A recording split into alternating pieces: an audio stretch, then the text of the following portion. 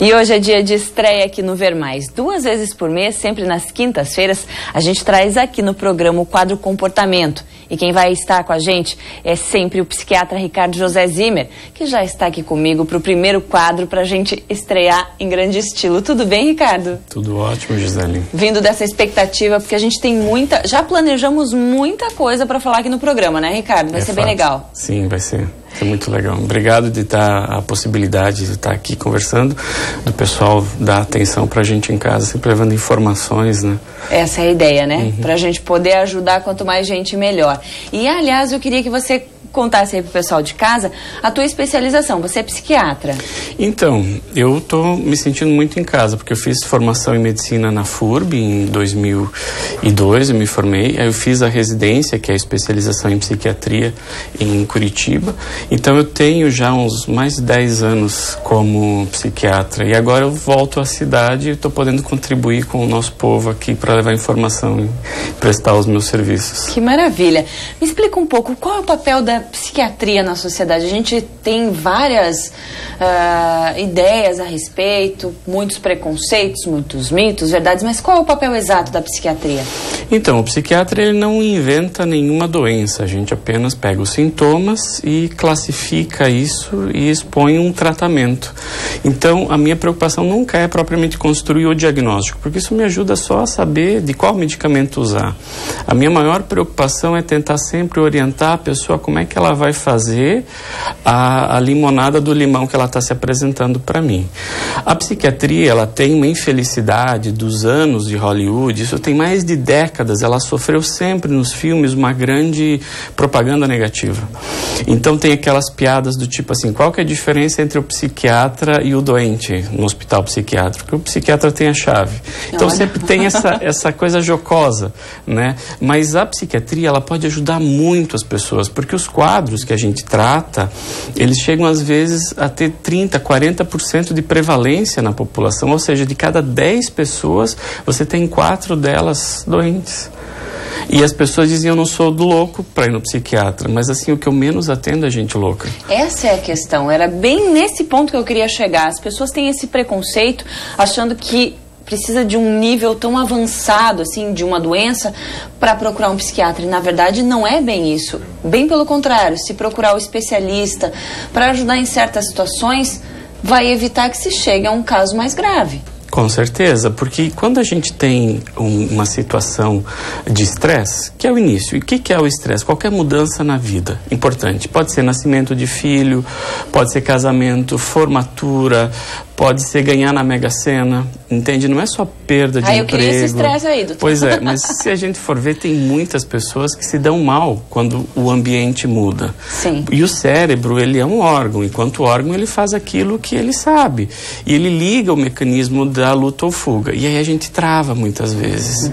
Nisso, o psiquiatra tem, então, várias possibilidades de intervenção para minimizar o sofrimento e aumentar o nível de eficiência, porque assim, há 40 anos atrás a nossa vida era muito mais tranquila. Hoje a gente está numa realidade que muda a todo instante. Exato. Né? Muito rápido e muita coisa. Então, se você tenta segurar tudo isso, vai te levar junto. Eu brinco, assim, um exemplo que eu dou muito frequentemente no consultório é assim, vá à praia com ondas grandes e tenta segurar a onda. Você só vai levar caldo em cima de caldo. Então, muitas vezes o que a gente precisa é justamente aprender, segue o fluxo, né? E isso, o nosso cérebro não gosta de fazer, porque a gente é treinado desde criança a se desenvolver e tomar as rédeas, se controlar. Né?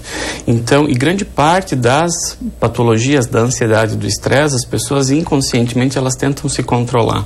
Isso só faz aumentar o nível de ansiedade e elas pioram mais. E o estresse tem sido, não sei se disparado, mas um dos grandes motivos de levar pacientes aos consultórios de psiquiatria? Eu tenho para mim que sim, o que eu vejo com frequência, como eu brincava antes, loucos, muito poucos, né? Muito mais pessoas estressadas com medo de ficar louca. Essa é a regra. E o estresse, ele vem com isso. Quando eu estou falando de estresse, o que eu estou pensando para as pessoas em casa entenderem? O estresse, para algumas pessoas, ele vai só perder o sono, ele vai ficar pensando muito naquilo, vai diminuir um pouco o rendimento. Algumas vezes, para algumas características de pessoas, o estresse se somatiza. Então, quando você tem, por exemplo, num posto de saúde, vamos colocar um médico generalista para filtrar todas as pessoas que estão nos assistindo que tem algum problema físico agora. 80% delas vão estar sob efeito do estresse. Então, é uma gastrite, é uma dor de cabeça, as dores nas costas, tudo como consequência do estresse. Quando a gente melhora o nível de funcionamento, diminui o estresse, o corpo se aquieta, ele se cala. Então, um pedido de ajuda do corpo com desconforto, e vai da natureza de cada um, Gisele. Tem pessoas que vão ter mais dor de cabeça, outros vão faltar mais ar, outros o coração vai disparar mais, né? E é muito comum as pessoas assim, eu já fui no gastro porque eu estava com gastrite, eu fui no cardiologista fazer exame, eu já fui no ginecologista, eu já passei no endócrino para ver dos meus hormônios, quer dizer, eu sou às vezes o 5º ou 6º especialista que a pessoa vai. E aí quando ela chega pra gente, bom, então se tem cara de gato, se tem pelo de gato, se mia é gato, então isso é estresse, né? E as pessoas assim, elas conseguem melhorar o nível. Só que a gente é teimoso, né? A gente é teimoso, a gente quer sempre buscar também solucionar o problema em vez de ir lá na raiz. Isso, porque assim, qual que é a ideia que a gente tem sobre as nossas emoções? Se eu tô triste, significa que eu tô incompetente. A tristeza, ela é natural, né? Mas quando alguém está chorando, a pessoa sente vergonha, por exemplo, porque ela está fragilizada naquela hora. Então, ela está se pensando incompetente, né? Ela está se pensando incapaz. Então, ela evita tomar contato com isso. Só que as emoções, elas não são boas ou ruins, elas apenas são. Quando a gente faz as pazes com isso e deixa elas passarem por nós, a gente começa a sofrer menos. Então, muitas vezes, esse é o que o fato que eu tenho que explicar para os pacientes. Não tente controlar a ansiedade. Se eu tentar controlar a ansiedade, ela me leva junto. Nem eu que sou psiquiatra eu sei fazer isso, não consegue. Que bom saber disso, né? Porque a ansiedade é um dos maiores males que a gente tem. Isso. Eu sou extremamente ansiosa, conheço muita gente ansiosa, mas diante da ansiedade, às vezes a gente se vê sem ação. Uhum. E é esse o grande problema. Porque você sofre sem ter um caminho. Isso, porque assim, se a gente for pensar, quando eu estou ansioso, eu estou com quantos anos de idade mental? Se eu estou me pensando incompetente, eu não estou com 30 ou 40 anos, eu não estou adulto. Eu vou estar com uns 3 ou 4 anos. Então, como é que uma criança lida com as coisas? Ela lida negando. Então, são formas muito primitivas e passadas para lidar com um problema adulto. Né, de adulto, só que a nossa cabeça continua sendo aquela criança que a gente foi. Então, uma dica para as pessoas em casa: se você tiver com alguma emoção muito forte, não tente controlar a emoção. Eu não estou dizendo se você está com raiva de alguém que você tem que dar um soco na cara, não é isso. Mas assim, se você está com raiva, aceita a raiva, respira, relaxa, mude o corpo, que isso vai automaticamente fazendo com que o fogo se apague, né? Se eu tento controlar essa ansiedade, eu vou estar jogando gasolina para apagar o fogo, ele só vai aumentar mais, né? Por exemplo, quem tem crises de pânico, que é um quadro específico de ansiedade, que é o nosso alarme interno que dispara, e eu estou na frente, por exemplo, de um leão ou de um assaltante, eu vou morrer, só que a pessoa não tem nada disso naquela hora que ela está sentindo uma crise de ansiedade, de pânico, mas o medo que ela tem é muito grande, e aí ela pensa, bom, se eu estou com medo, é sinal que vai acontecer alguma coisa, eu vou morrer e tudo mais, e vai perdendo o controle. Se a pessoa não fizesse nada, apenas relaxa, aceita, fica mais, né, acomode aquilo, entenda que tem uma criança dentro de ti que está berrando, pedindo ajuda. Você não vai gritar com a criança, pega no colo ela, aceita aquilo, que ela se acalma. Se a gente entende dessa maneira, que existe essa criança interna e a gente acalenta ela, se a gente acolhe ela, ela fica mais calma. Só que o que a gente faz com as nossas necessidades e as nossas emoções? Eu engulo. E aí os sapos ficam e a gente não consegue descer. E aí o corpo tenta organizar as coisas. E aí que a gente sofre. E, doutor, a que ponto pode chegar se eu não tratar corretamente, se eu não tiver o tratamento correto para esse estresse? Bem grave isso. A tua pergunta é excepcional. Veja, o que é pior para um coração? A pessoa ser estressada ou ela fumar? É pior ser estressado. Nossa. Então, o estresse crônico, ele acaba levando a alterações fisiológicas, ou seja, do funcionamento do nosso organismo. A consequência disso, a gente vai ter mais câncer, vai ter mais demência e vai ter mais AVC e infartos. Estatisticamente, a gente sabe que pessoas mais nervosas, mais estressadas, elas têm mais demência que outras. Como é que se chegou nessa conclusão, por exemplo? freiras na clausura. Todas elas rezavam o mesmo tanto, comiam o mesmo tanto, faziam a mesma coisa, acordavam, dormiam, tal. Por que algumas demenciaram e outras não, se elas tinham o mesmo estilo de vida? Levando em consideração a probabilidade genética. Porque umas eram mais estressadas que as outras. Como é que eu lido com o estresse? Aceite as suas emoções. Esse é o primeiro passo. Aceita que dói menos. Como já tem esse ditado já popular.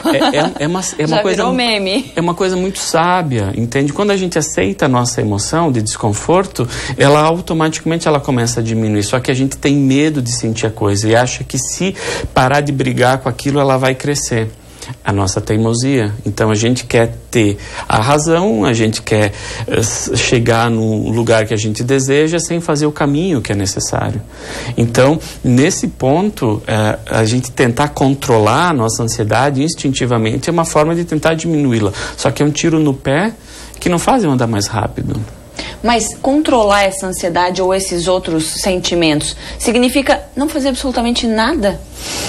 Ou tentar acalmar nesse momento e depois buscar alternativas? Veja, ótimo isso. Eu estou falando do mundo interno. Eu tenho que resolver os problemas que eu tenho. Se eu estou com contas para pagar, eu tenho que pagar minhas contas. Mas a minha preocupação, ficar sofrendo por antecipação, imaginando o dinheiro que me falta para pagar a conta, não vai fazer a minha Casa da Moeda imprimir mais cédulas. Não vai acontecer. Aceite que tu tens o problema. Aí uma dica, quando a gente tem uma preocupação muito grande, vai se perguntando o que de pior vai acontecer. O que de pior vai acontecer. Nas últimas instâncias, você vai pensar que tu vai estar sofrendo e tu vai morrer.